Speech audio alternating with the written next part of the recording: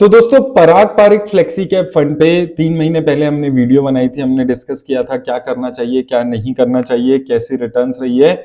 आज हम फिर से पराग पारिक फंड जो फ्लेक्सी कैप फंड है उसको रिव्यू करेंगे कि अभी कैसी इसकी इन्वेस्टमेंट दिख रही है, कैसी रिटर्न्स दिख रही है, कहाँ कंपनी मेजर इन्वेस्टमेंट्स कर रही है। ये सारी चीजों पे हम लोग बात करेंगे।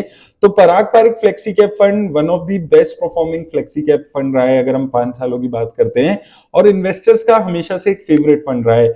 लेकिन पिछले 1-2 साल में इसकी जो परफॉर्मेंस थी वो कम अच्छी होने लगी थी। उसका रीजन था कि जो रिस्ट्रिक्शन आई थी, जो फॉरेन इक्विटी में इन्वेस्टमेंट करने पे रिस्ट्रिक्शन आई थी, उसकी वजह से थोड़ा सा असर इसके इन्वेस्टमेंट पे पड़ा था। तो सबसे पहले अगर हम इसकी देखते हैं कि ये कहाँ अभी मेजरली इन्वेस्ट कर रहा है, तो यहां पर दोस्तों अगर हम देखेंगे तो ओवरऑल एक काफी स्टेबल फंड ये हमेशा से रहा है। बहुत ज्यादा चेंजेस पोर्टफोलियो में नहीं करता है। अगर आप अगस्त के पोर्टफोलियो से अभी नवंबर के पोर्टफोलियो को हम कंपेयर करते हैं तो मेजरली एक कंपनी में इसने एडिशन अपना किया है, वो है कोटक महिंद्रा बैंक में इसने एडिशन किया है, जहां पर लगभग 1% के आसपास के स्टेक्स इसने यहाँ पर इंक्रीज किए हैं। किसी भी कंपनी को बेचा नहीं है, जो कंपनीज थी उन्हीं को यहाँ पर कैरी फॉरवर्ड ये फंड करते हुए नजर आ रहा है। इसके अलावा बैंकिंग सेक्टर में, फाइनेंस सेक्टर में इसने अपनी जो होल्डिंग्स है उसको बढ़ाया है, जैसे कि ICICI bank, HDFC bank, Bajaj holdings, इन कंपनीज में अपनी होल्डिंग्स को बढ़ाया है। और इसके साथ साथ अगर आप देखेंगे मेजरली बालाकृष्ण इंडस्ट्रीज में भी इसने एक अच्छी खासी अपनी जो इन्वेस्टमेंट है उसको बढ़ाया है। तो ओवरऑल काफी स्टेबल फंड ये हमेशा से रहा है, और वही स्टेबिलिटी अभी भी इसके फंड में पोर्टफोलियो में नजर आ रही है। 69% पैसा ये इस वक्त अपना इंडियन इक्विटीज में लगाकर चल रहा है। वहीं अगर हम फॉरेन इक्विटी में बात करें तो वो बिल्कुल फ्लैट स्टेबल आपको नजर आएगी। खरीद कुछ सकते नहीं है अभी आरबीआई की गाइडलाइंस की वजह से, और बेच ये रहे नहीं है। तो ये 4 ही कंपनीज है majorly, Alphabet Inc class A, इसके अलावा माइक्रोसॉफ्ट कॉर्पोरेशन, अमेजॉन और मेटा प्लेटफॉर्म्स। ये 4 कंपनीज हैं इसके पोर्टफोलियो में। लगभग 16% के आसपास की ही यहाँ पर ओवरऑल इसमें एलोकेशन है, जो कि धीरे धीरे कम हो रही है। जैसे जैसे फंड का साइज बढ़ रहा है तो एलोकेशन अपने आप ही कम हो रही है। तो अगर हम देखें आज से लगभग हम 1-1.5 साल पहले की यहाँ पर रिटर्न्स पे बात करें तो यहाँ पर अगर हम एलोकेशन देखते हैं, अगर मैं पीछे आपको लेकर चलता हूं, तो अगर हम यहाँ पर फरवरी 2022 में जब ये रिस्ट्रिक्शन आई थी तब 29% एलोकेशन इनका फॉरेन इक्विटी में हुआ करता था। अब ये धीरे धीरे आज के टाइम में 16% के आसपास यहाँ पर एलोकेशन रह गया। तो फॉरेन इक्विटी में एक चीज आपको क्लियर हो जानी चाहिए कि फॉरेन इक्विटी में इन्वेस्ट करने के लिए अब ये फंड प्राइमरी आपके पास ऑप्शन नहीं है, क्योंकि पहले 30% के आसपास एलोकेशन हुआ करती थी और अब से 15-16% की ही एलोकेशन यहाँ पर रह गई है।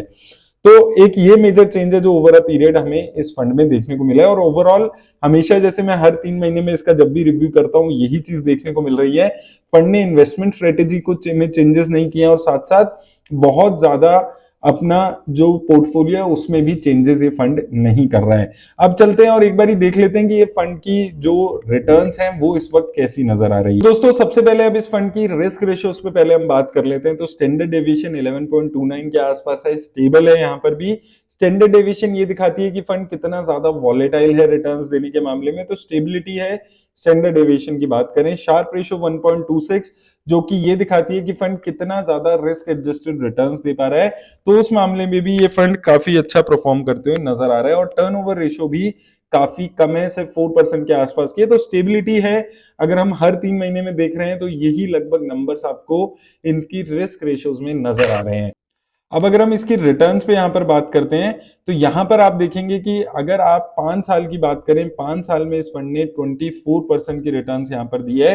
तो 5 साल में अच्छी खासी रिटर्न है, 3 साल में 24% की, 2 साल में हालांकि 14% के आसपास की रिटर्न है। तो पिछले 1-2 सालों में थोड़ा सा इसका जो परफॉर्मेंस था वो नीचे की तरफ गया था, लेकिन अब पिछले 1 साल में भी अगर आप देखते हैं 34% के आसपास की रिटर्न है। तो ओवरऑल 10 साल में अगर आपने 10 साल पहले इस फंड में 10,000 रुपए लगाए होते तो वो पैसा इस फंड ने आपका 64,000 करोड़ के आसपास, तो वो पैसा इस फंड ने आपका 64,000 रुपीज के आसपास बना दिया। तो ओवरऑल काफी अच्छे रिटर्न्स ये फंड यहाँ पर दे रहा है। वहीं अगर हम इसकी एसआईपी इन्वेस्टमेंट पे रिटर्न्स पे बात कर लें तो 10 साल में अगर आप देखेंगे इस फंड ने 20% की सीएजीआर से रिटर्न्स दी है। 1,000 रुपए की एसआईपी अगर आपने पर मंथ शुरू की होती तो 10 साल में 1,20,000 रुपए की लागत आपकी लगभग 3.5 लाख रुपए यहां पर बन गई है। 20% के आसपास की रिटर्न्स ये फंड 10 सालों में जनरेट करके दे रहा है। तो एक कंसिस्टेंट रिटर्न्स यहां पर ये फंड जनरेट कर रहा है। 5 साल में 25% के आसपास की रिटर्न है। 60,000 की लागत यहाँ पर इस फंड ने 1,12,000 के आसपास आपकी बना दी है, 25% की रिटर्न्स। और आप यहाँ पर कंसिस्टेंसी देखेंगे 1, 2, 3, 5, 10 सालों में हर पीरियड में एक कंसिस्टेंसी यहाँ पर इस फंड में देखने को मिली है। लेकिन साथ में ये भी चीज समझनी है कि क्या ये फंड अपने बेंचमार्क इंडेक्स को रेगुलरली बीट करते हुए आ रहा है। तो बेंचमार्क इंडेक्स की रिटर्न्स अगर आप यहां पर देखेंगे तो देखिए वही यहां पर भी दिख रहा है कि सिर्फ जो अगर हम 2 साल का पीरियड इसका देखते हैं, 2 साल के पीरियड में ये फंड अपने बेंचमार्क इंडेक्स को बीट नहीं कर पाया है 1% से। लेकिन 1 साल, 3 साल, 5 साल इन सभी पीरियड में अगर हम देखेंगे, अभी भी ये फंड कंसिस्टेंटली अपने बेंचमार्क इंडेक्स को बीट करते हुए आ रहा है। तो अब बात आती है कि आपको इस फंड में क्या करना चाहिए। तो देखिए मैं हमेशा से इस फंड के बारे में एक ही चीज बोलता हूं कि आपको पराग पारिक म्यूचुअल फंड का एक फंड तो अपने पोर्टफोलियो में हमेशा रखना चाहिए। या तो वो पराग पारिक फ्लेक्सी कैप हो सकता है या टैक्स सेवर फंड हो सकता है। दोनों ही काफी अच्छे फंड है। वैल्यू इन्वेस्टिंग की स्ट्रेटेजी को ये फंड फॉलो कर रहा है, कंसिस्टेंट फंड है, कम रिस्क लेने वाला फंड है।